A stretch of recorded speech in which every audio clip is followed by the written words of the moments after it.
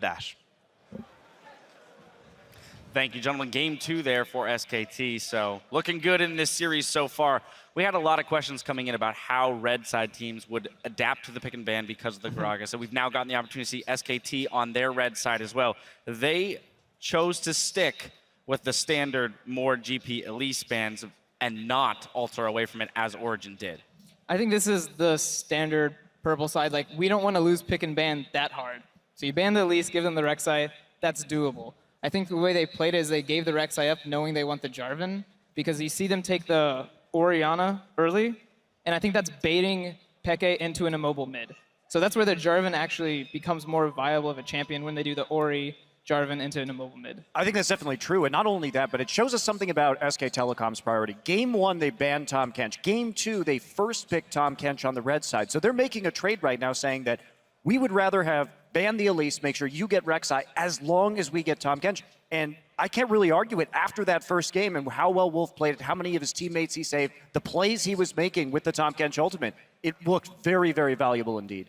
Yeah, Tahm Kench's ability to stifle most aggression, even in the laning phase when they had to play from a pretty big deficit, because Niels came to lane with longsword and potions versus basically a very disadvantaged Tahm Kench, and even in the laning phase, they were able to stifle aggression. Yeah, we saw a number of kills saved last minute by Wolf with the consumption of a teammate. Now I want to kind of take a look at how this played out in the early game. As you mentioned, they set up an immobile mid laner against EasyHoon and brought the Jarvan in, but we saw a lot of focus in the mid lane in general, which is not something we necessarily expected with these two teams matching up. Yeah, I was actually really happy that, I mean, other than the amazing level 2 gank, I think that was a bit excessive for abusing mid lane mobility. But Amazing's underwhelming level 2 gank? Yes, not the amazing level 2 gank. I'm going to come tax XP gank. But I really liked how they kept going for mid lane over other lanes, and then even SKT followed it with Sivir ulting mid, with Renekton running behind and Nivea mid. Like, both teams were actually throwing a lot of things to kind of like punish these mid laners, because yeah, Orianna and Nivea both scale well, but are really weak during the laning phase of ganks. Yeah, what I found interesting is we were like 25 minutes into the game, even though there was a lot of focus mid.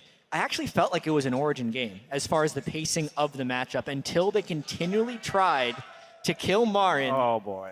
And it always led to just escalating levels of disaster. Yeah, let's dive into this a little bit, because as you mentioned, Origen looked like they were sitting pretty with a relatively good scaling composition that was relatively even in gold. However, the difference in the top laners, as you watch the CS differentials over the length of the game, becomes very concerning for Origen. Yeah, so I can see why they were trying to kill him, because they didn't want the CS difference to grow, but this is the second time in a row they tried to kill Marin. The first time was amazing, going underneath the turret.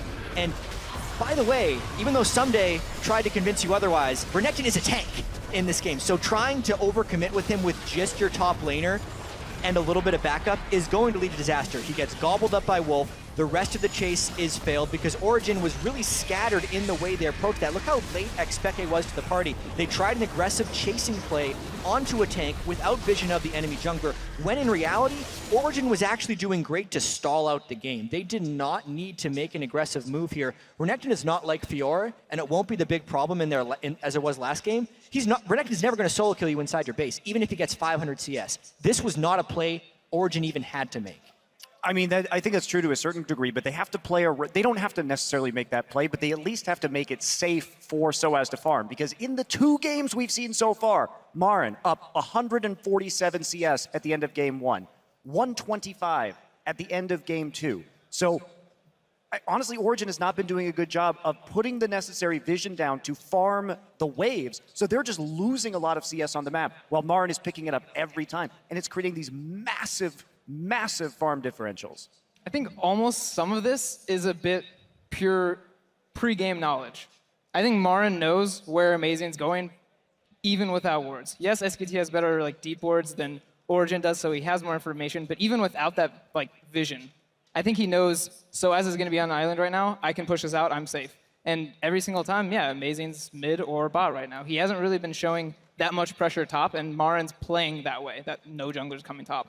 So what do you attribute, though, SKT's ability to pick up all this extra CS on the side lanes? Because you mentioned the statistic of how much further Marin is ahead, but when we look at the other 2 matchups, mid and bot lane, they're relatively even throughout the entire game. So it's really just in that top lane that Marin is picking up those advantages. Well, it's about how you control the minion waves, right? And setting up situations where you can get long lanes of farm and then shove them back out.